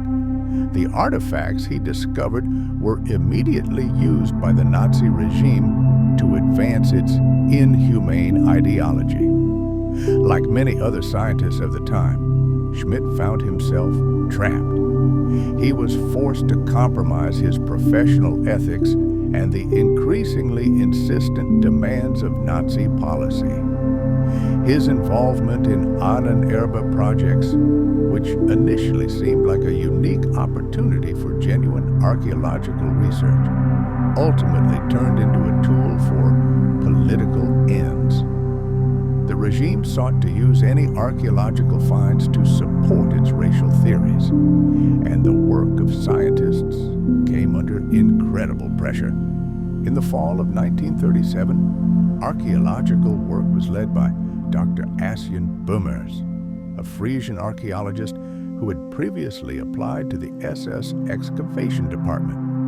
He made numerous astonishing discoveries, including the bones of a giant mammoth, beads carved from its tusk, and skillfully crafted stone tools. These finds were associated with Cro-Magnons, modern humans named after the Cro-Magnon rock shelter in France, where their remains were first discovered in 1868. Bummers advanced a bold hypothesis. Cro-Magnons, renowned for their advanced brain and anatomy, may have originated in Germany. This theory, of course, fit perfectly with the ultra-nationalist views of Heinrich Himmler and other Nazi ideologists.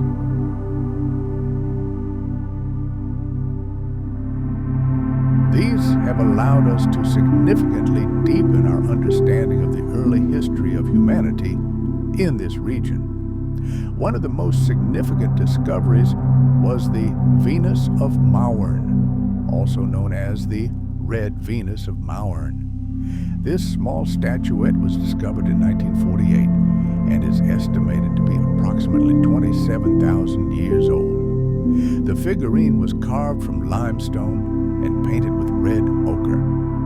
It was discovered by archaeologist Lothar Zotz during excavations that spanned several decades, beginning in the late 1940s and continuing into the 1970s.